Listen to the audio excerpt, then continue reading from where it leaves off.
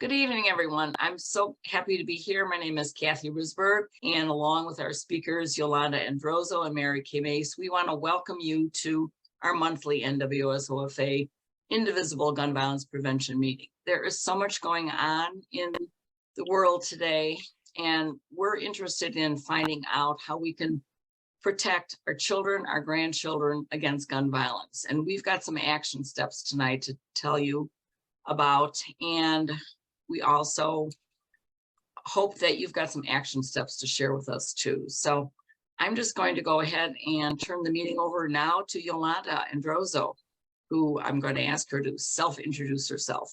Thank you. Oh, thank you for that wonderful introduction, Cathy, letting us know what's going on in life, because that's really, that's really what we need to continue to do, is kind of humanize the movement, right? We get so caught up in sometimes trying to move the movement along, we forget to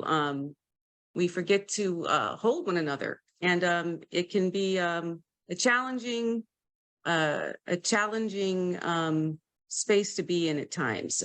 There's a lot of work to do. So I am Yolanda Androzzo, aka Yo, and I am the executive director of One Aim Illinois, which is a nonprofit dedicated to ending gun violence in Illinois through education, advocacy, and coalition building. And as a part of coalition building, we have a coalition that meets monthly on Mondays. We have committee meetings, which are kind of on hiatus right now throughout the summer. We have a survivors council. And I bring on different speakers to talk about topics related to gun violence prevention and also those root causes that lead to this nationwide crisis. So I'm honored to be a guest with NWSOFA,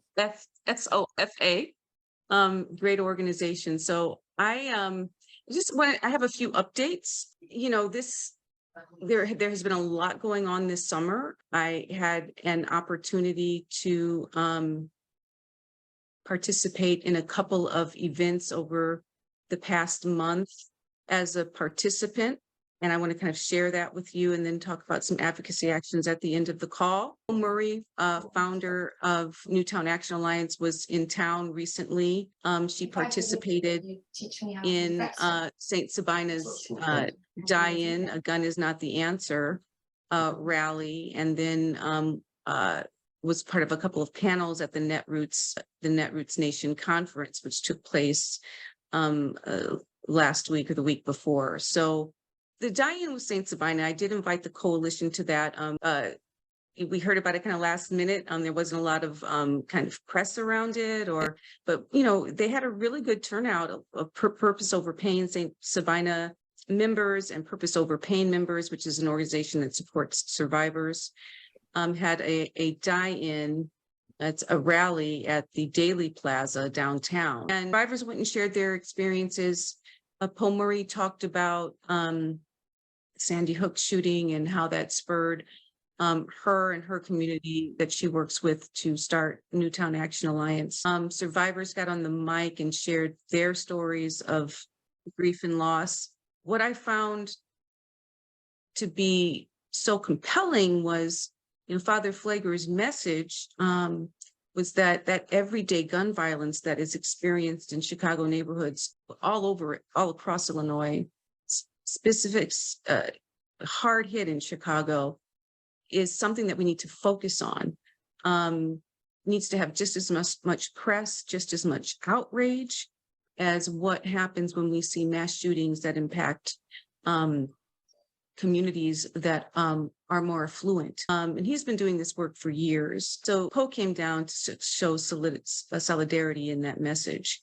And it was a truly impactful and beautiful experience. The youth that were there all, and this is right in the middle of the plaza, all laid down on the sidewalk, like in the plaza. I laid down, and people, kind of just walked around us. Some people just didn't want to hear that, right? And but it's don't want to see it.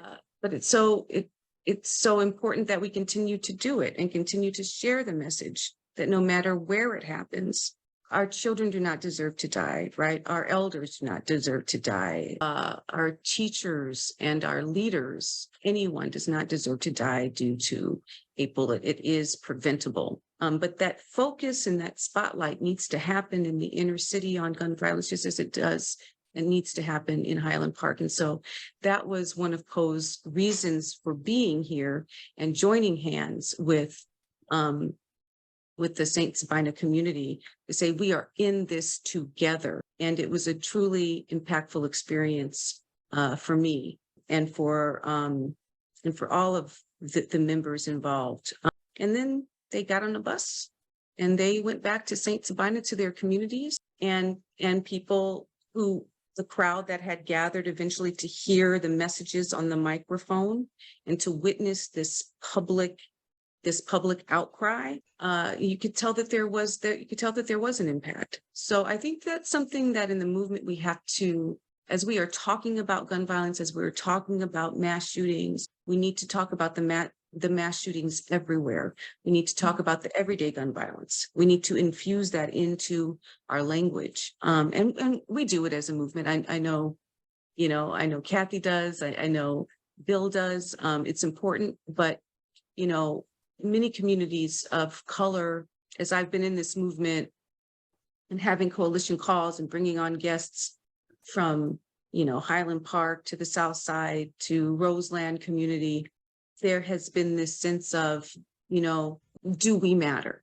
Do we matter as much? And we've got to work together to make sure that everyone matters as much. So that was amazing. My first dying experience with Father Flager and Purpose Over Pain and the St. Sabina community. I'm grateful that they invited us.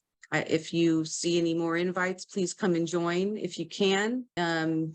It's all about solidarity. And then, so the Netroots Nation Conference happened really like a few weeks ago. Netroots Nation 2023. They had virtual panels, in-person panels. It's a convener and amplifier of voices of the progressive left.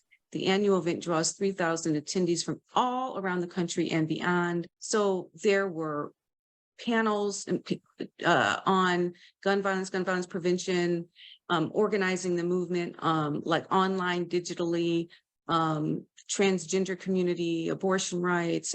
I mean, anything you could think of. There was a wonderful breakout sessions of people, mixers, and there was an area in the hotel, it was at the Hilton Hotel downtown, with all kinds of vendors that support nonprofits. So I mean, I picked up a lot of cards. I attended actually the assault weapons ban panel that Poe led up. And, let me go to my kind of notes here. So panelists were, of course, Poe Murray, Robert Emmons, many of you know Angela Weber as well, Felix Rubio, Rachel Jacoby. And they all talked about the assault weapons ban from different perspectives, whether it be, Illinois or what we're trying to do nationally. The key message I got out of that panel was how important it is to collaborate, and that we need to continue to collaborate and collaborate better. And so there was dialogue around that. And also an acknowledgement of, though one group may have, taken precedent in helping to pass assault weapons ban, there was acknowledgement for all of those different groups that helped along the way, right? And I think that's really important. And I think it's important to acknowledge, survivors have been in the movement and other advocates for years, trying to pass the assault weapons ban for over 10 years. And there have been different organizations involved. And so that type of inclusiveness, I think, is important to collaboration. So that was very informative. And I did some other panels. I won't go into all of it for you, but I do want you to know that it's happening again in Baltimore, July 11th through the 13th. And I'll be dropping in some links after I speak so that you can go and register if you like. I highly recommend it. The keynotes were amazing. And the tickets, they have virtual tickets as well. They also have scholarships, which I didn't realize until I was chatting with somebody sitting next to me. He's like, "Oh, I got a scholarship." It can be expensive, $50 to like $350, but if you plan for it, budget for it, or if you need a scholarship, you can attend. So yeah, that was a great experience. What stood out for me was really people from all across the country coming together, progressives, to talk about whatever movement they may be involved in or initiative, that intersectionality and how we can support one another.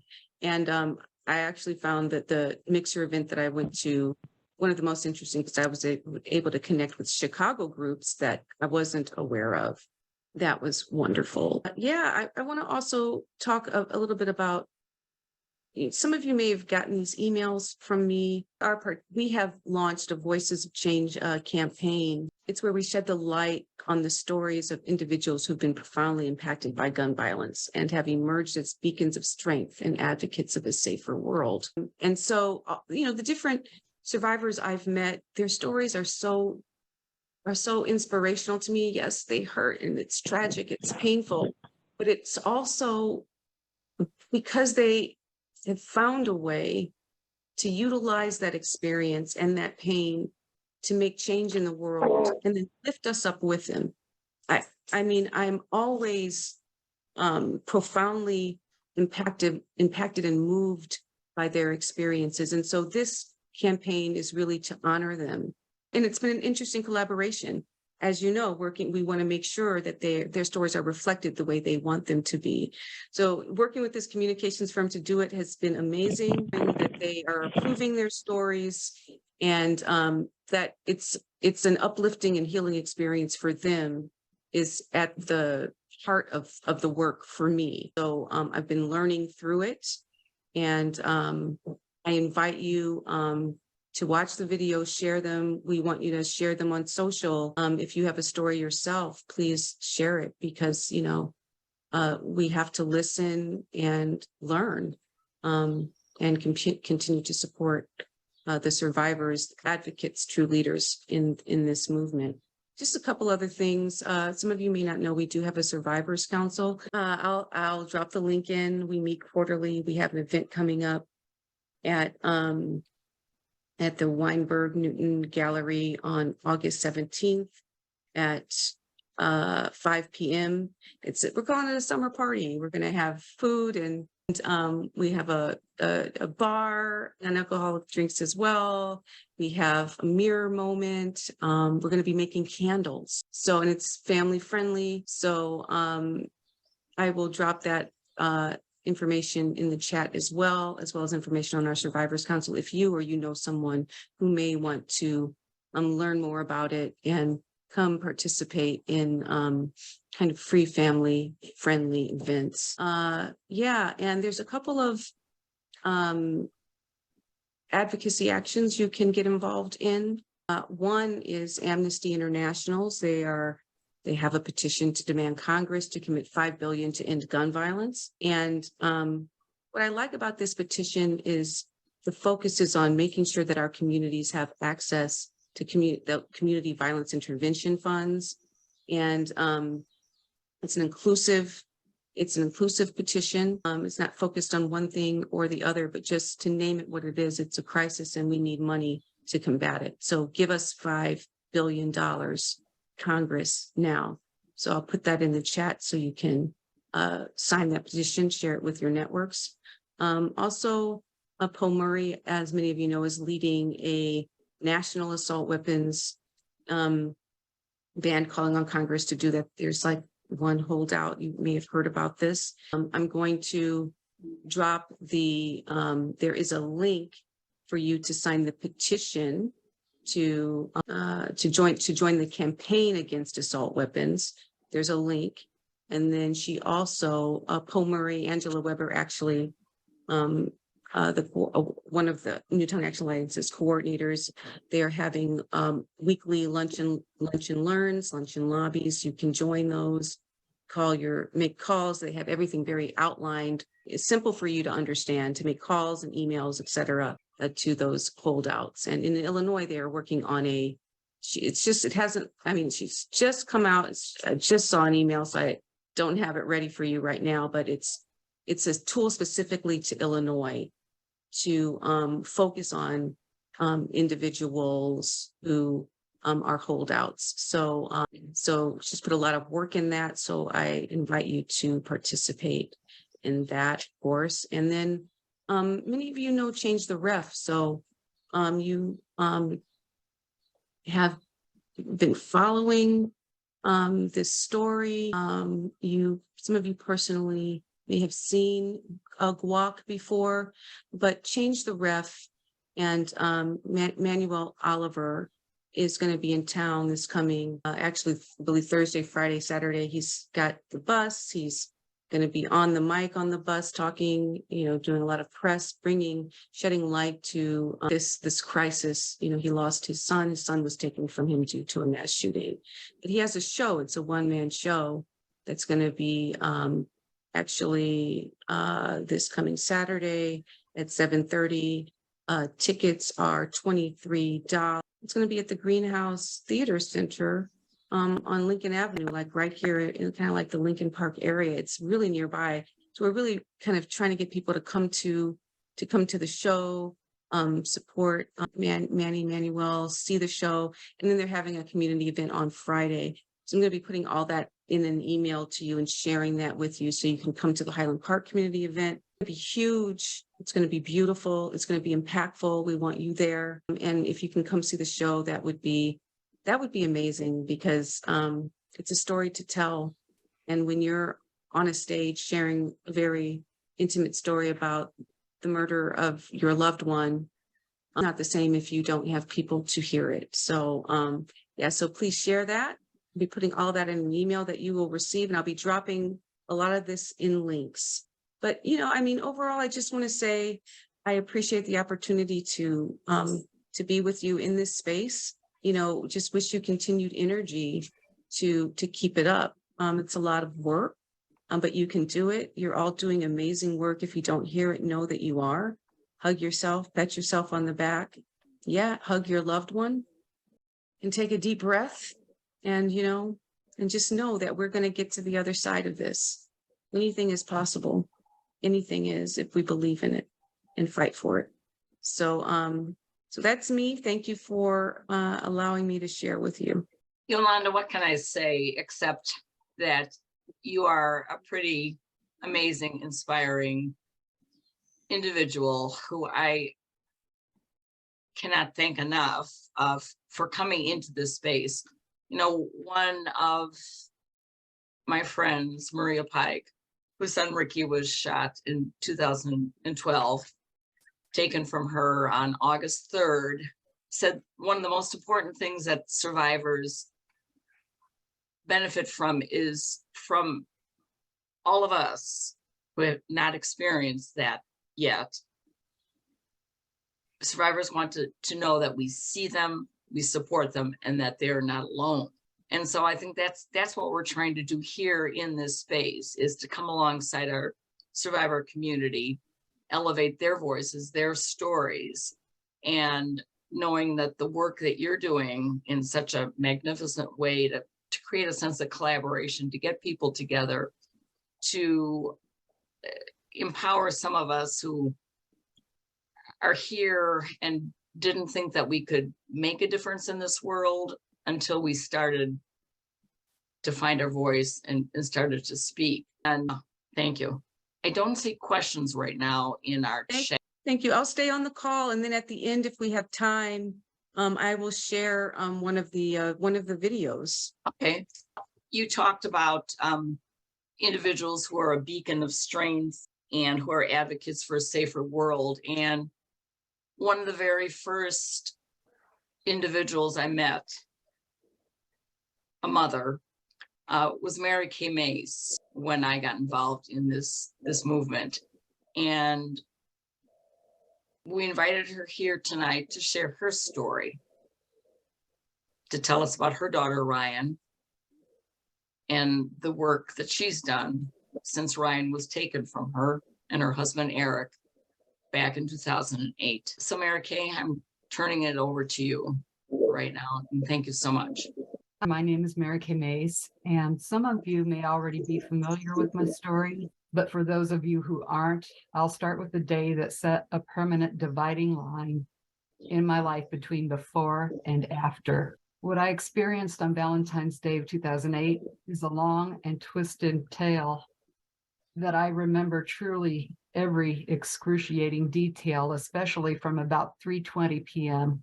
when breaking news reported that there was a shooting at our daughter's college. The condensed version is that after more than 9 hours of increasingly panicked and unanswered phone calls, a perilous car trip across frozen roads from Carpentersville to DeKalb, and a lot of back and forth with a campus police sergeant at Kishwaukee Hospital, my husband and I were escorted into a room where the last remaining unidentified victim lay on a cold metal table with a white sheet pulled up to her chin.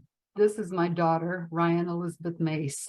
At 19, she was the youngest of the 5 students murdered in the mass shooting at Northern Illinois University on Thursday, February 14th, 2008. All of the students killed at NIU that day had great promise and were sure to become the kind of positive and productive citizens who are beneficial in our society. Ryan was a wonderful person. And I'm not just saying that as a mother who's pathetically trying to mythologize her memory. No one knows better than I do that she was purely human with all the attendant fallibilities and learning curves that entails for all of us. But my husband and I recognized even at that time while she was growing up that Ryan was more conscientious, responsible, and kind-hearted than most kids. Also insightful, funny, friendly, curious, trustworthy, and incredibly bright. Ryan was majoring in psychology with the goal of becoming a therapist because she was committed to a life of helping others. In fact, her killer was someone she would have tried to help. Instead, her life was brutally stolen from her when she was the happiest she had ever been. I've learned the delicate balancing act of surviving within grief throughout the past 15 years. Even so, there are still times when I'm knocked right down onto my knees all over again, such as on the 10-year anniversary of Ryan's murder when 17 people were fatally shot at a high school in Parkland, Florida. I spent a lot of years struggling with the why of the NIU massacre. My brain just couldn't reconcile the fact that my daughter was the victim of a premeditated murder by someone who'd never even met her, much less had been wronged by her in any way. The how of it, I found out quite easily. The gunman was able to buy his guns legally, despite a lengthy history of mental illness. That's what set me on my new path in life, where I have to talk about someone who I feel doesn't deserve to be remembered. But it was important for me to identify where he was able to exploit the weaknesses in our background check system so that we could try to make changes to lower the likelihood of it ever happening again. First off, the U.S. Army could have done something about the NIU gunman, but they blew it. They gave him a general discharge rather than a dishonorable one, which would have shown up as a disqualifying factor on a background check. I'm not suggesting that they should have given him the disqualifying or the dishonorable discharge for being mentally ill, but the reason the Army kicked him out was because they had found out he'd lied about his mental health history on his application to enlist. In my opinion, his committing that fraud should absolutely have resulted in a dishonorable discharge. Moving on to the gunman's family, they were well aware of his mental illness, having dealt with it for years. After the massacre, his sister was quoted as saying she was surprised that her brother hadn't come to kill her, so they knew that he was dangerous too. His parents had him involuntarily committed to a hospital for psychiatric treatment when he was a teen. Then again, they had the authority to do that without any court proceedings, acting as his legal guardians while he was still a minor. But as an adult who didn't like the way that his medications made him feel, he simply stopped taking them. And because he had never been adjudicated mentally ill, nor had he received inpatient psychiatric care within the prior 5 years, there was nothing in state law at that time that could stop him from legally purchasing the guns he used to commit his horrific rampage. That's why when I learned about other states passing what's commonly referred to as red flag laws, I knew that we had to enact one here in Illinois. I made it known to the then executive director of the then Illinois Council to Prevent Handgun Violence that if and when such a bill was introduced, I wanted to testify in committee, which I did more than once. The first time was in 2017 when it was called the LVOP, which stood for Lethal Violence Order of Protection. It passed through committee, but it was tabled because the powers that be decided that it was more important to pass the Gun Dealer Licensing Act, and they didn't want to push their luck by having two gun reform bills end up on Bruce Rauner's desk in the same session.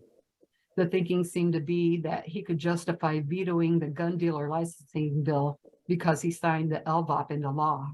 Frankly, I was really crushed by that decision, and the gun dealer licensing bill was actually defeated during that session anyway.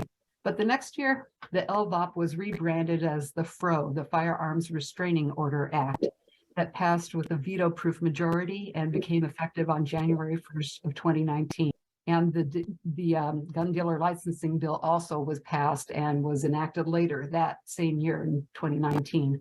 I lobbied every lawmaker who would give me a minute or two of their time, wrote numerous letters and emails when I couldn't get face-to-face meetings.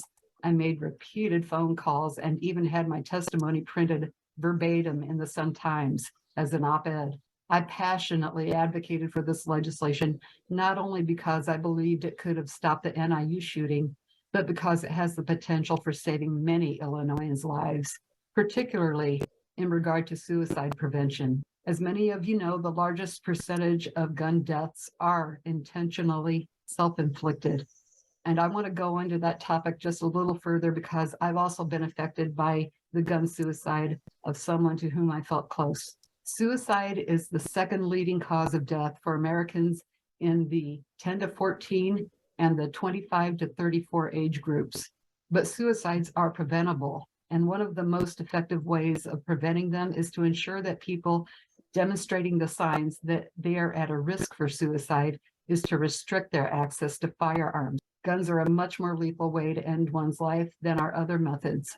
There's a better than 85% chance of success using a gun to complete suicide, whereas only a 5% rate of success with the most commonly attempted other methods. This is extremely important to note because 90% of the people who unsuccessfully attempt suicide do not go on to die by their own hands in the future.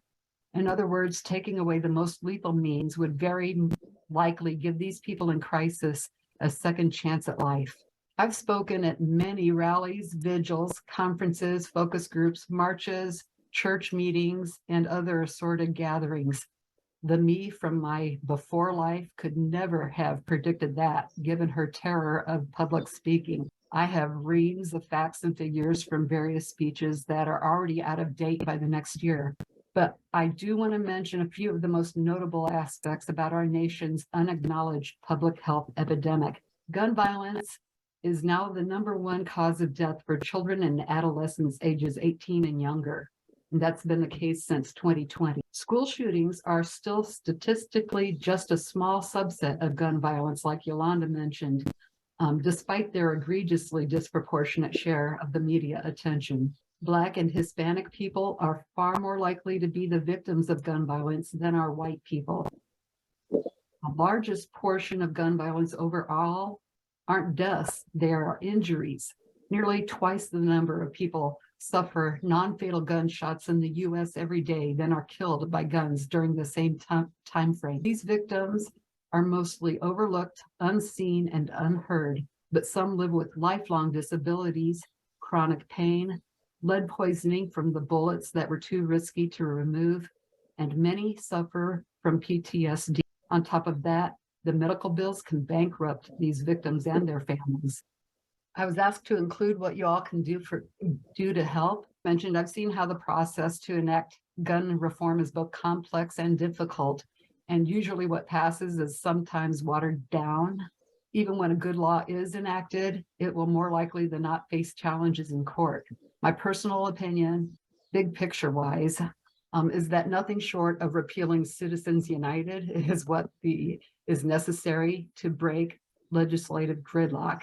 As long as money is more important than what the majority of the citizenry supports, we will always be fighting an uphill battle. I believe we need to fight for comprehensive campaign finance reform and to hold our elected representatives accountable for their voting records. Given the current makeup of SCOTUS, it seems more realistic to work on what we can accomplish, both state and community-wide. It goes without saying that we should vote in every election. As what for you can do personally, again, I'm going to skew towards what I know can help prevent school shootings. If you are a gun owner, I implore you to secure your guns so that no unauthorized user can access them. 35% of school shootings are committed by a shooter who brought the gun from home. If you're a parent, grandparent, aunt, or uncle, make sure that the kids in your family know they can talk to you about anything so that they'll be more likely to come to you with their concerns when a classmate is making threats that may or may not be only venting. In 80% of school shootings, at least one other person knew of the gunman's plans. Those two suggestions of responsible gun storage practices and keeping lines of communication open with young people can certainly translate into a reduction of other types of gun violence as well. Thank you for hearing me out. Okay, thank you so much. It is your voice and voices of other survivors. I noticed Alice Norris is on tonight, and her beautiful daughter was taken.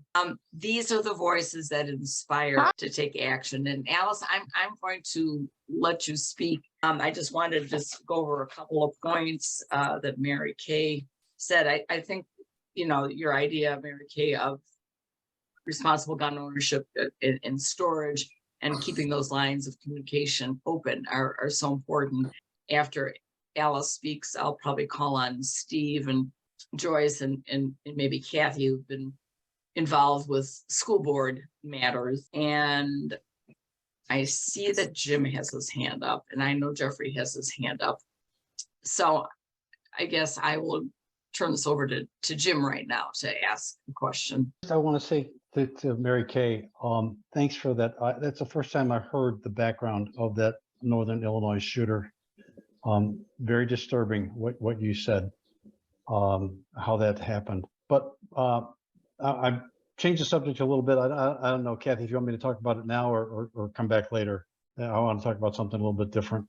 You know, probably come back later. I'm trying to navigate within this feeling of grief that never leaves. I know I've talked with survivors and they say it's not gone. It doesn't go. It's there. And yet you've been able to take that and just move forward in the most amazing ways. You know, remember the vigil, remember what you said, and yet people have said, you're a pretty amazing speaker. And to be able to come to this point in life, I know Ryan would be so proud of you because you're trying to help all of us, you know, become better people, become more understanding, and really get motivated to take some action. And I appreciate those things that you said about Citizens United. I mean, it's just the money is driving all of this for sure. And we now know that the culture wars are not the culture wars. There are smoke screens, so we won't talk about ways that we can protect our children and grandchildren. So in a little bit after Alice just shares a few things, I'd like to call on the people that have been at the school board meetings just to share what's been going on there. And then Jim will get back to you, and we'll get back to you, Jeffrey. So if you have questions for Mary Kay or Yolanda, if you could put your questions into the chat, and then we'll ask from there. I'm going to ask Alice if you could speak, if you have anything you would like to share. First of all, I want to say, you know, I appreciate all the work that you guys are doing in this era. I've been on this journey for a long time. And matter of fact, in August, it'll be 30 years that my daughter was taken. Rolanda Marshall, she was a 14-year-old, recently graduated from 8th grade, honor student. And she had been to Eastern University as well as the University of Chicago in their scholars program. When she graduated that year, she had every award that they gave out, probably except for about 2. She even got an award from President Clinton, an academic fitness award. And she was on her way to do great things. and she had been accepted at Trinity High School out in River Forest, and they was going to put her in the international baccalaureate program, and she would probably had been able to go to and study at Oxford University in England. But she was on this day, August the 28th, 30 years ago, she was inside of a restaurant, and they came by and shot in the restaurant, did a drive-by shooting. One bullet struck her in the head, and she died instantly. But we didn't give up hope that she probably could make it. So I kept on life support for 9 days. After 9 days, I took off life support and let her go back to her maker, because I wanted her back whole like she were, you know, very bright, beautiful, and all of that. And that began my nightmare with gun death. Because when I got down to the restaurant, it was a lot of people standing around. The police was there, and the police was holding me back. And I could see all the bullet casing just laying on the ground. And the window was sprayed with bullets straight across, which I come later find out that these people that are doing these types of shooting, they call those type of guns that can shoot more than 10 or 15 bullets, up to maybe 30 bullets at one time, street sweepers. And I'm looking like saying, like, why would anybody have that, an ordinary citizen have a gun that could shoot that many people at one time? And, like I started asking questions, and they was telling me like, it's nothing I could do about it, et cetera, et cetera. It probably was her time and all that, craziness. A 14-year-old young lady that had a lot going for herself and was a model citizen and all of that. And I kept saying like, no, there's something wrong with somebody being able to have that type of gun. There were no help that I could understand that make me understand this death. So then I started talking, and I have been talking ever since. And, I used to do a lot of work in the area. I used to be on TV because I did, like Oprah Show, Aurora. Anybody that would listen to me said that there was something wrong in our country when the person, I think it was probably another young person, just about probably my daughter's age or maybe a little older, that killed her. And I'm saying, like, we don't have the ability to manufacture guns. We don't have dealers. And that at that time, we didn't even have, gun dealers in Chicago. And the assault weapon ban was in effect when she was killed. So then I met, like what Mary Kay says, the Illinois Council Against Handgun Violence, because they were speaking to the issue of gun violence and said that we should have better laws that regulate guns and the ease accessibility of it. And so I went on from there and started my own support group that helped parents that have to live this nightmare. And I created several groups along the years, because I wanted to help parents to understand this nightmare. Because if you haven't lived it, you don't understand it. And I'll keep telling everybody that you don't even want to know the pain that Mary Kay and I carry. And so when her daughter was killed at NIU, so I felt really bad for her. Out to her, I couldn't get to her, in the beginning, but I talked to her brother, because Ryan made her story kind of parallel my daughter, like in their academic studies and how they were, super good kids doing good things. Undoubtedly they would have been somebody. And so that's how I come to know Mary Kay. And so over the years, we did all the things that she talked about doing, like we went to Washington, March on Washington, go down to Springfield for the legislatures, did speaking engagement all over the community, from here to California, back to here in Indiana and all that. And we had a program one time called Hands Without Guns. And then we had a pledge that we had in the school. Well, Illinois Council Against Handgun Violence had it. And the kids would sign the pledge like that. If they found a gun or saw a gun, they would let, somebody know they would not touch it, so they would like literally turn it in. And, over the years, I guess, like people get tired of hearing about us, so it dies down and then it picks back up. Like now, like it's a lot of shootings in the Chicago area. Now it's spread it to the suburbs is getting their fair. They're getting their share of it now too. And when my daughter was killed, the first thing they said, because she went to a school in a white neighborhood, and they said like, "Oh, nothing like that ever happens here," you know. Well, I told them like, "See, you're wrong. It could happen anywhere because I know if it happened to my daughter, it could happen anywhere." And lo and behold, now it's happening everywhere. You saw the shooting out in Highland Park. You would think like, "Oh, that it wouldn't be out there," but it is. We go like, I could go to church and we always talk about God has no respect of person. So anybody can be touched by this evilness, you know. And I just hope that we keep pushing forward and put the assault weapon ban back in effect, because I think that will, that will help at least people, like 5 or 6 people wouldn't be getting shot one time, or even with I have some of the victims from the shooting in Virginia.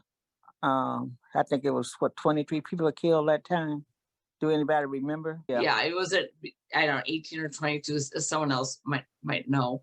Well, yes, the I number. said You're close, yeah. I talked to some of the victims from there, and I'm saying like he had the ability to kill over 20 some people at one time, and as well as Columbine and Newtown. It was more than 10 or 15 people that was killed at one time, and so it's very, very frustrating for me that I was thinking like, okay, we talked enough about it, have other parents that's involved in it, and that like maybe we will be having world peace or something now. I'm very idealistic, but it is just so sad and so unfair and so wrong that we as a people can't do anything. And in my talks, I usually talk about love, because that's what I had in my home was love. And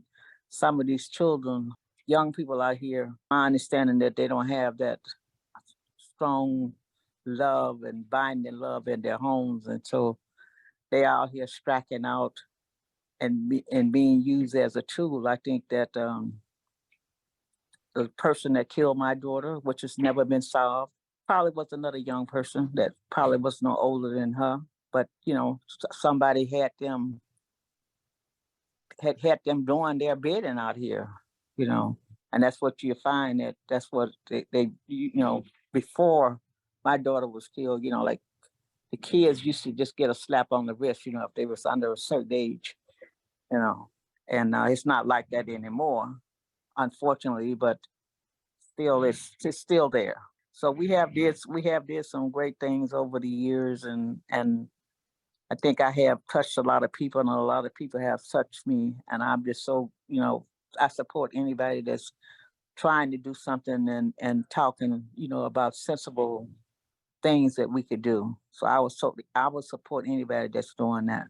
And then, like I have 3 grandchildren from my womb, and then 10 grandchildren from my daughters getting married and having their husband having children. So I have 10 grandkids. So I think about my grandchildren.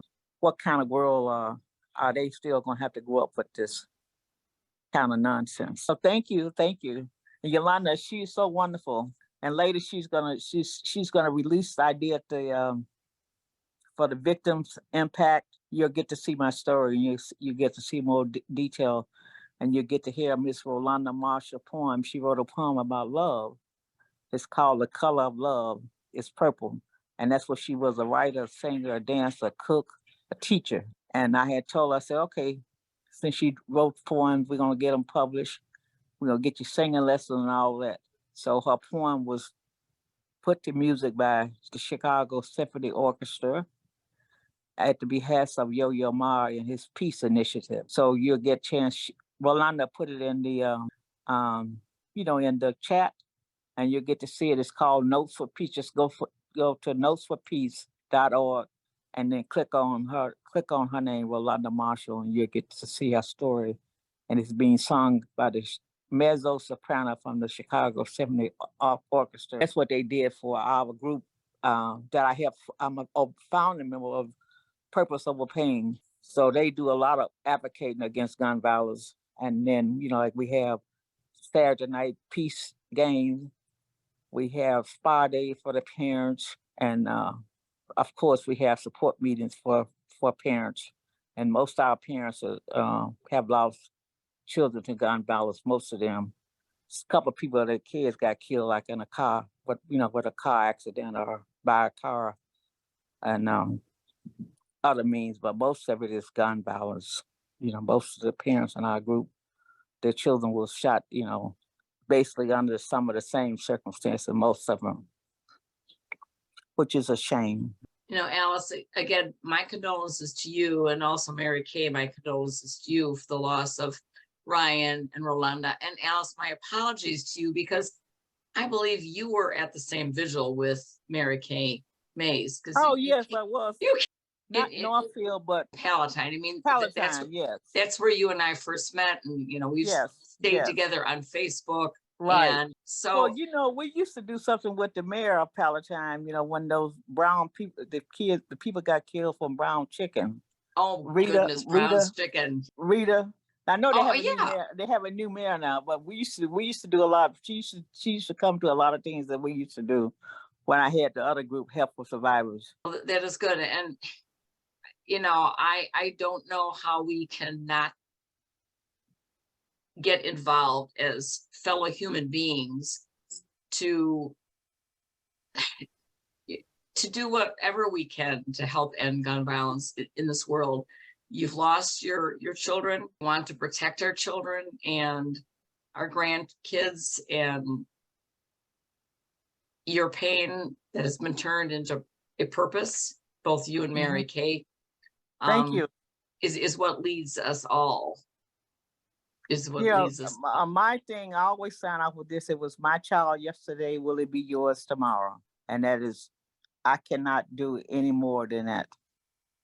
Thank you, Alice. I want to thank the people in this room right now who are taking actions.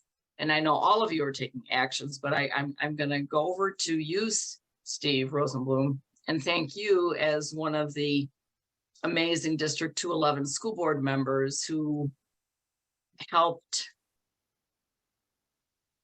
pass a proposal that was presented to the board to offer gun safety training that the state of Illinois has made available to all school boards. And so, Steve, you've got more knowledge than I do on this, if you wouldn't mind speaking a bit. Thank you. And thank you all again for attending this. I wanted to start by thanking Yolanda for her advocacy. I mean, so powerful. Mary Kay, my condolences to you on the killing of your daughter. I actually have a very, very close friend who graduated that year, and we stayed on campus at the hotel just across the way from the building where your daughter was shot. And we went over, and there was still a memorial over there, even come graduation time, with flowers and such. And we paid our respects and honored those students as we could prior to attending the graduation that year. And Alice, I do remember when your daughter was killed, just doing nothing wrong. She was sitting in a restaurant, and she was an innocent victim of gun violence and taken so terribly. So thank you to everybody who's been speaking tonight, and the passion of this entire group. So one of the critical priorities, as it's been called, of our school district is the safety of our students and staff. And really, it's not just the students and staff, but it's anybody who sets foot in or on our property or in our buildings. Because we have a lot of visitors year long, right, for a variety of reasons, including myself. So it's really making sure that everybody who uses our facilities are safe when they're there, but also what can we do as a school district to help contribute to the safety and security of our community. and the people that live there, not just when they're setting foot on our property or in our buildings. So 2 months ago, and this has been a passion of mine and a couple other board members of mine, and a couple of, and Joyce Slavic and Cathy Risberg and several others are, I'll call them regulars at our board meetings, speaking on these very, very impactful and important issues. And not just because it's a publicity opportunity, but also because it's important to address and speak to the administration and the school board who have the authority to set policies and take action as it impacts our community in one way or another. So 2 months ago, during our board meeting, I proposed an item for future discussion, which is one of the ways that we get things on the agenda as board members. And I wanted us to discuss safe gun storage. And Joyce and I have had multiple conversations, and so have the leaders of NWSOFA, and Cathy Risberg has had conversations with me. And I spoke to Susan Clark about this last month. And really, how can we discuss and put into action things that will make our students and staff safer? And one of those is around safe gun storage. And so 2 months ago, I proposed an item for future discussion, which was asking my colleagues, hey, at an upcoming board meeting, can we talk about this? That's what it is, right? I'm not asking to pass policies or write them or start, taking action and voting yes or no to do things, but let's have discussion on how we might be able to do things as a school district in support of safe gun storage. Because like some of the statistics that were even mentioned tonight, the number of young people who get access to guns, and I think, Yolanda, I think it was you that mentioned, maybe it was Mary Kay, that it's young people that are getting access to guns that aren't theirs, but belong to other family members or friends. And my thought is, it's not necessarily the guns in their homes, but sometimes in the guns of homes that they go to visit, right? They're going to visit their friends, and their friends say, hey, Bill, come check out this gun my dad has. And next thing you know, their friend is handling a gun and have no idea, or even the child of the parent have no idea how to properly handle it or not handle it, and just look at it and don't touch it. So these things happen, and we see and hear stories all the time in the news about young people who got a hold of a gun and it accidentally went off and somebody got injured or killed as a result.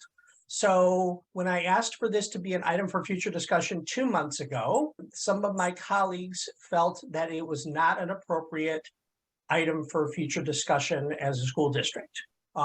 Two in particular, one said that we have no business telling people what to do in their homes. And another person said, law-abiding, I'll never forget this, for as long as I live, I think, law-abiding gun owners who want to lock up their guns are already doing it. And anything we do to encourage otherwise isn't going to make a difference. And so it did not get approved as an item for future discussion 2 months ago.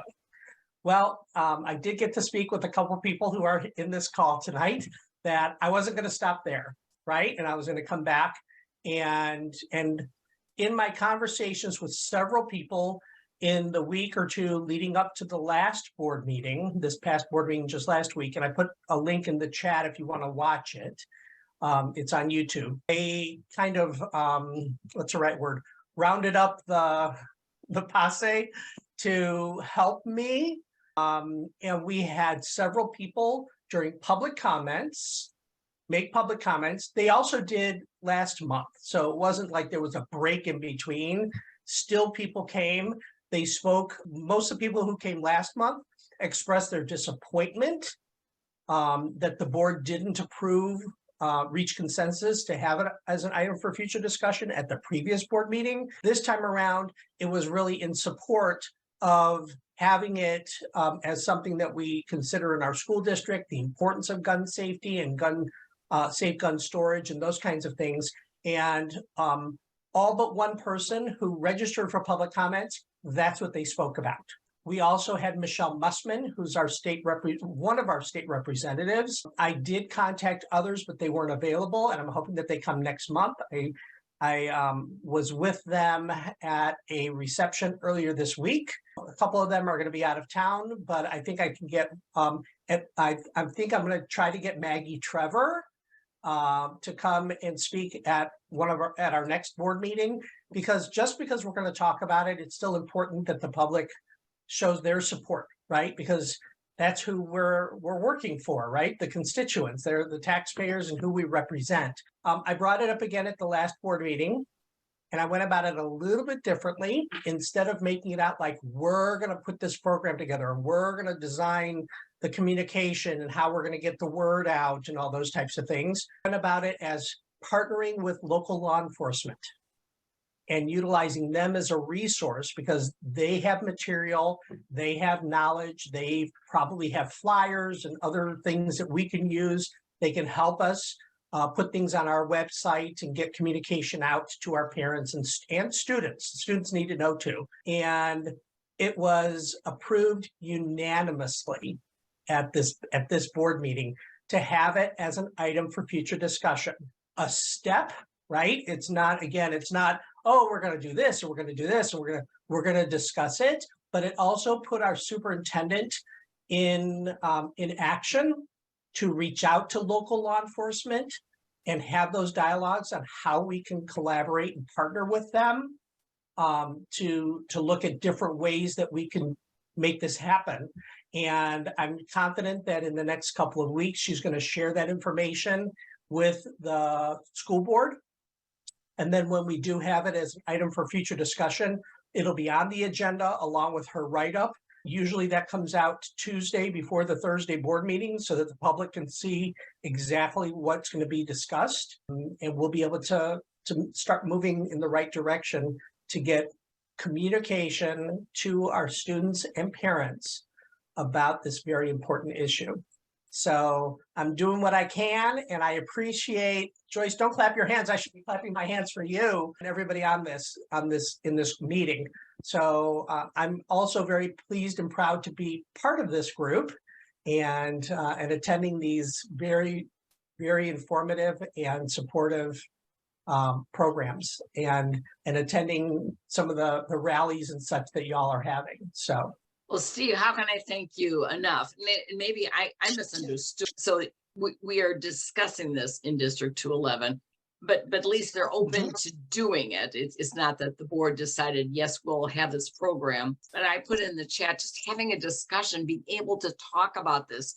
And then Yolanda can talk about the fact that she connected many of us to a call today on what people are thinking in terms of gun violence prevention and who do they see as important. And their top priorities were, you know, coming alongside our law enforcement. So to involve them in a collaborative way will make such a difference, because we need their support, because they're here to help us keep us safe as a community. It's such a logical thing. So yeah, you know, voices like Cathy Risberg offered, Joyce Slavic has led the way at our school board meetings, Jim McGrath, you know, talking about these things. They've inspired me, and I'm like, okay, I can do this. I can talk, and then certainly talking to you.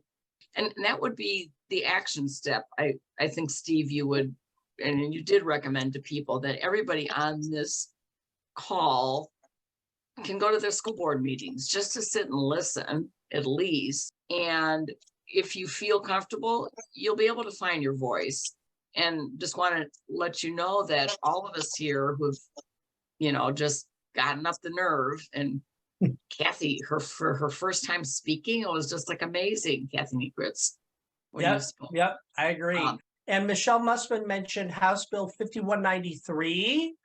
House Bill 5193, which passed and has been signed according to the legislative update signed by the governor, allows school districts K through 12 in Illinois to include safe gun storage in their health and safety or wellness program when it talks about safety and student safety, right? And how to live a safe life.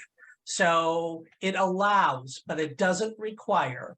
So that's something that I'm going to suggest is how can we include that, right, in our wellness programs when we talk about student safety, include that in there. So that we're definitely going to be talking about that. Well, as you pointed out, thank you, Steve, the priorities of the district are student safety. And I know Joyce and I go back a while in our work together, and we were both at a presentation of local law enforcement, and they talked about all the things they would do in the event of a mass shooting. And as Mary Kay Mace knows, that's too late. That's too late. I don't want to know I don't know what you're going to do when my child has been taken, my grandkid has been taken. I want to know what you're going to do to prevent this. And I think that really, when Joyce and I were in that room together, we're saying, this is nuts. We've got to be in the prevention mode. So I think that's, you know, the passion for which I'm grateful hearing that, like, oh no, I'm not going to sit here, you know, for the rest of my life and wait for things to happen. Right. We need to be proactive and not reactive. Right. And my wife and daughter are both educators in our elementary school district. And with all of the school shootings that have been in the news, and my daughter just graduated in December, there were times when I wondered, even without her calling and asking me, which she did, whether she was going in the right profession, right? To put herself in harm's way in the schools. But I know that, you know, people get impacted by this in restaurants and in hospitals and in libraries. And really someone could walk into, you know, the old saying, the post office, right? Which was where, you know, going way back when we started hearing about people going into workplaces and committing these awful acts. So, but yeah, so whatever I can do and collaborating with all of you. Jim, it was great seeing you earlier this week when we were talking a little bit about it. So whatever we can do and whatever I can do, please, anybody on here, feel free to reach out to me. I know several of you have my contact information, so I'll put it in the chat as well if you want to talk and offer me support when we have those discussions at our next board meeting. I could definitely use the help. Well, we will be there. Those of us that have been there before, we will be there. You know, as Alice knows, this is not a new fight. This is not a new fight. And the everyday gun violence that Yolanda has talked about, we want that to be held up equally to the violence that we're seeing in other communities. So, you know, mass shootings are horrific, but having your child taken in any form like that with a gun, I can't imagine. And yet I know that I need to be able to imagine that because I know it could happen. I know it could happen. And another topic that I've talked about, Steve, at the school board meetings was the fact that domestic violence spills into community violence. And Alice knows that probably true for what we're seeing in some places in Chicago, that, you know, adverse childhood experiences creates that sense of trauma and changes the brain. Yolanda has pointed that out. Just so much we need to learn about. Alice, are you involved with the Chicago Heal Initiative, Senator Dick Durbin's program? Because that's been in effect for 5 years, bringing 10 hospitals together. And Mary Kay, you're probably familiar with that. You've heard about that Chicago Heal Initiative. So they've got 10 major Chicago hospitals looking at the root causes of gun violence, you know, economic, social stuff, and then trying to provide the support systems that are needed. This is a complex issue, obviously. So again, thank you, Steve. And I know Jim wanted to say something here. Yeah, I'm going to change what I was going to say. I appreciate what Steve said about partnering with local law enforcement. Next week is National Night Out, and I've been trying to get our local police department to agree to have a Be Smart table at this National Night Out, they have responded that they take care of gun safety and they do presentations in schools. And I found out what they are actually doing is active shooter drills at the school. And what I tried to point out to the police department is we are trying to keep the active shooter from actually happening. So we're trying to be at the front end. You guys are at the back end. So I'm going to try to set a meeting up now with the chief of police, who's basically come back and said, Be Smart is too political for us to handle. There's nothing political about Be Smart. So I want to sit down with them and ask Steve, your example of working with local law enforcement, that's what I'm going to try to do here in Barrington with local law enforcement and also with the school district. I think, Jim, between you and Steve, you and Joyce, this could be a conversation of, and I suppose bringing Bill in this too, of course, because Bill can sweet talk anybody. Yeah, we have to change this narrative, and maybe Mary Kay can help us and Alice can help us, because this is why I'm just like thrilled that Steve has got, oh my gosh, gun safety. We can talk about this, because that false narrative, oh, it's too political, has been the way to shut down the conversation for all these years. And Mary Kay, have you run into that as you've testified over the years or in your presentations? No, they're usually pretty respectful to people when they're testifying in committee, but there have been other witnesses testifying who say things like it's too soon to talk about it and that kind of thing. And I'm just going, no, it's really too late. Right. Yeah. After the fact, it is too late. So I think what I sense now, I feel this momentum that finally, Mary Kay, because of the sad statistic, the #1 killer of kids is gun violence. Well, now we can't say this is a political thing anymore. This is a public health crisis that has always been. And some of us were too scared to stand up and speak up. Bill knows I've been one of those people. And Bill has been the wind at my back saying, no, don't be afraid. You can do this. So Joyce, what would you like to say here? And again, my heart goes out to Mary Kay and Alice. I honestly, I just can't even imagine this whole thing. It doesn't happen here. It can happen anywhere at any time. I am fortunate to live in a district where Steve is a school board member. We worked hard to get great school board members. Your school board is ground zero for so many things. I was the parent who asked, when I went on and brought my kids over, asked, do you have guns there? When you're in high school, when your kids are in high school, you don't know where they're going always. You don't have that access to their friends. Absolutely your school board lane. But just a few things happening locally. District 59 and Districts 25 are talking about bringing in more SROs to junior highs. More guns in schools is a bad answer.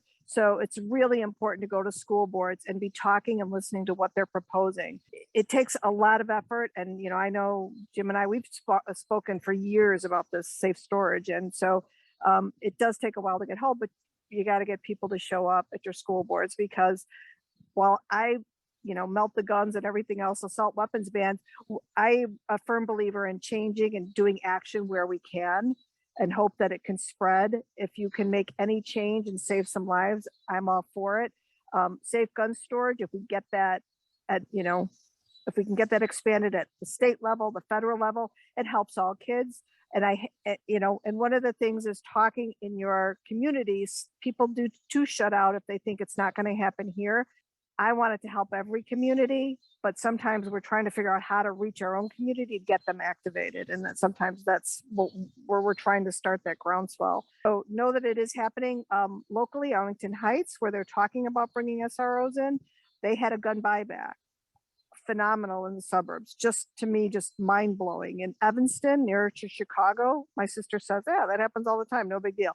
A big deal here in the suburbs. So all these smaller actions that are seemingly small make a big difference and a big impact. So I do have great respect and thanks to Steve make sure, you know, again, it's voting for good school board members, even our great school board members, everyone's uncomfortable talking about what can we do about gun violence. And some people said, well, we can't go into people's homes and you know, force that. Of course, we're not asking anybody to enforce anything.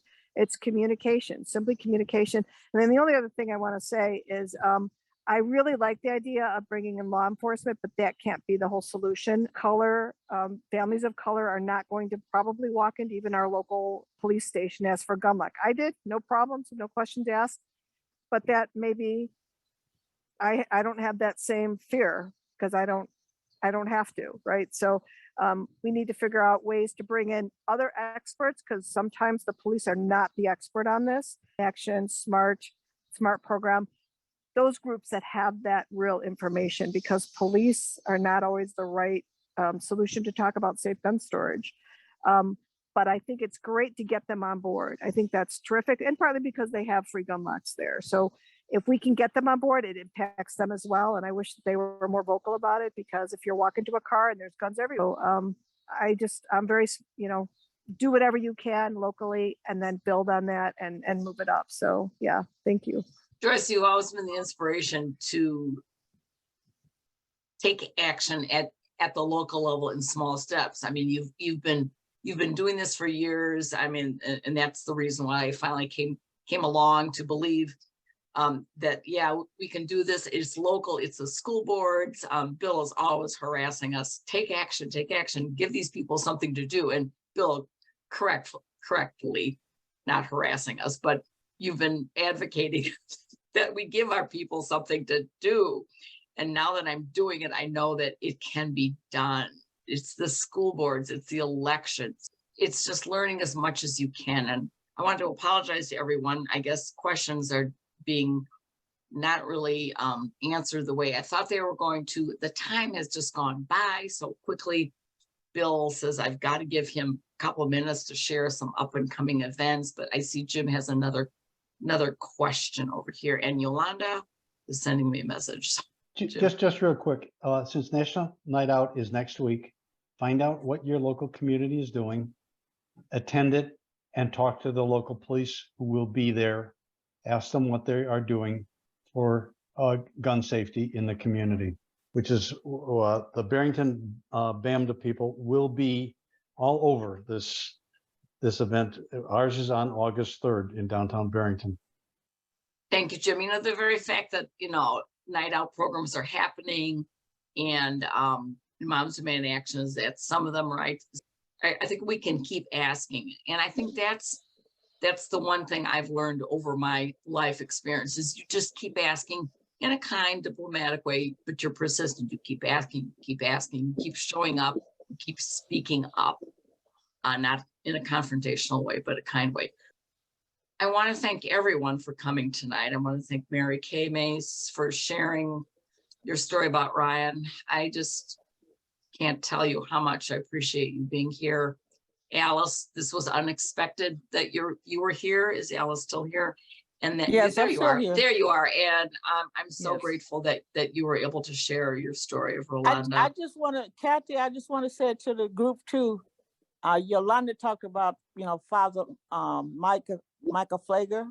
He does a peace walk in the community every Friday night, starting at 7. So if anybody want to come down to the church to do that, it's 1210 West 78th Place in Chicago.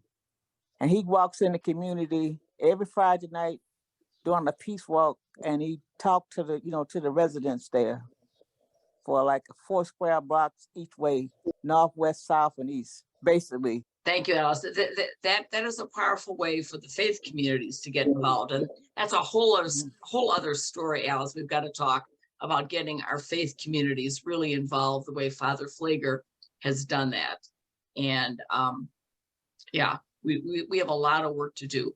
Yolanda would like to share a poem and a video, perhaps. Yolanda, you're on mute. You know, yeah, I was hoping maybe. You're muted there again. Yes, sorry. Yeah, you know, I was talking at the top of this about the Voices of Change campaign to share the stories of survivors and their advocacy work. And Alice, we did interview Alice, and she mentioned that when she was sharing. So I also put in the link, Alice, the link to the poem, The Color of Love, that your daughter, Yolanda Marshall, wrote. It's a beautiful piece. Thank you. We have I wanted everyone to know we have a coalition meeting coming up, Illinois Gun Violence Prevention Coalition meeting coming up. Put that in the link. It's August 10th. It's not on Monday. I had to move it because I'm going to be live at Kids Off the Block with Diane Latiker and her youth leaders who have been working with DePaul University on this with the Chicago Gun Violence Research Collaborative to to take on gun violence in the Roseland community. So we're gonna hear directly from the youth. So please join us if you can. And it's gonna be exciting to be down there. We want to hear from the youth, right? I mean, as Diane Latiker says, youth are the victims and the perpetrators of gun violence. So they've got to be involved in the discussion and they want to be heard. And these kids are doing amazing things to save lives in Roseland, along with Miss Diane Latiker and their partners. So join us if you can for that, to support the youth. Yeah, and you can ask them questions too. So I want to try to share, if it's okay, hey, Alice, I'm going to try to share the video so people can see. So we record stories, and if they have poetry or anything else they like to share as a part of their experience to manage, to move through the pain of surviving the murder, the death, the loss, your loved one being taken from you. And sometimes poetry is a way to do it. This particular poem, as Alice shared, was written by her daughter, Yolanda Marshall, and we recorded, many of you have heard her do this, but I'm going to see if I can play the video. And if not, I've only got a minute. I think I'm going to try to play the video. I'm talking too much. Okay, hold on just a second. Okay, let me try to share my screen real quick. And while you do that, Yolanda, I'm just going to thank you for coming tonight and sharing so much. Your work is amazing. And oh, thank you. I often just wish I could do more. You always wish you could do more. That's the challenge. We all wish we could do more. Okay, if you can hear it. It looks like we'll be going over our time, but. The color of love is purple, a raw color, a color that is loyal. One that is full of richness, so there can be no emptiness. The color of love is blue, not a blue that is sad from when she once was mad, but a color that is true. The color of love is the color of the sky above me. The color of love is lovely. Written by Yolanda Marshall, January 1993.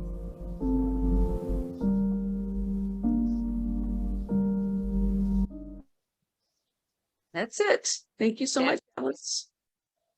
That is so beautiful. And I think that ends this so beautifully for us, because we're all here because of love, because of the love of our families, the love of our children, our grandchildren. And all of those parents, their kids' stories have been put to music by the Chicago Symphony Orchestra, and it's so very, very powerful. So very, very powerful. And it is at the behest of Yo-Yo Ma, because he wants peace too. Thank you, Alice. That is beautiful. And I can't thank you enough for being here, and everyone for being here. And I know that I cannot end this call without giving Bill the last word, because he is the man who makes this all possible for me and for Natalie Warren, my co-lead, who's not able to join us tonight. But our thanks to Bill. And again, our thanks to Steve and to Joyce and Jim. Thank you. Thank you, Alice. So Bill, just a few things I wanted to say. NWSOFA has 10 different issue groups like this, and we have 24 all volunteer leads that manage these groups and put on monthly meetings, sometimes 2 meetings, etc. They do an amazing job, and we give them our support, and they get the job done. They arrange these programs. So just a huge shout out to Cathy for bringing Yolanda and Allison and all the speakers.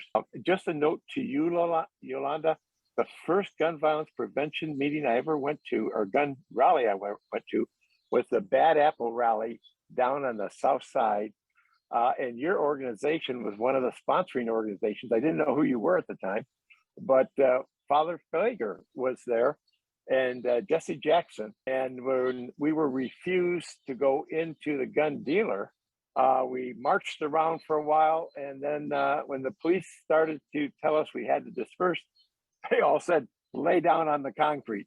And we did. Very strange time for me. Anyway, I just wanted to add that. Oh, and one other thing. I know we don't think that we have made a lot of impact, but every month I find a new group. I hear of a new organization that is putting things together on gun violence from all the different aspects. And they're getting things done, whether they are a District 211, whether they are an organized group, whether it's a faith group. I have never seen so many groups, and I've never seen so many initiatives, people working together. That is amazing. So I know, Jeffrey, you've been wanting to add some things here. What I'd like to do is invite you to attend either tomorrow's coffee and conversation or happy hour and spend some time and let me be kind of a go-between to take those ideas that you'd like to express and filter them into the group. You were talking about that was Chuck's Gun Shop in Riverdale. And then Yes. we have found out that most of the killings, those guns came from Chuck's. You talking about we did a march with Jesse Jackson and Father Flager. I also did a march with Jesse Jackson up in Barrington. Somewhere in Barrington, they have a gun manufacturing plant. I forgot where it is, but maybe you guys can find it or see if it's still there. But we marched on them about 10 years ago. I'm telling you. It's outrageous how these gun dealers operate. History is amazing. The history is amazing. The interviews that I do, like knowing that you were there, Bill, like I just like collected all these photos from that, talked to, and now I know like the connection too between Mary Kay Mace and Alice and Bill, all have been working on it, Cathy for years. And it's powerful. Our movement is so beautiful. And like you said, Bill, we are making progress. It may be small little steps, but we're marching on. And Yolanda, I hope it gives Mary Kay and Alice and other mothers, survivors, a sense of comfort to know that, yes, as Maria Pike says, we see you, we support you. You are not alone. I'm going to start to cry. It is so important that we just stay together and we keep up a sense of hope. And Yolanda has taught me the power of music and poetry to bring into the movement and the spirit of joy and good food. We still haven't gotten together to share that food, Yolanda, but it is that sense of community. Cathy, thank you so much for giving me the time. And to our speakers tonight, Yolanda, Mary Kay, and Mary Kay, and Alice, my heart just goes out. I never know how to respond. I never have learned that yet, but my hearts go out to you guys. But we're doing work to hopefully resolve these issues for our future families. Back to you, Cathy. Thank you, Bill. So I'm going to stop the recording right now. Thank you, everybody.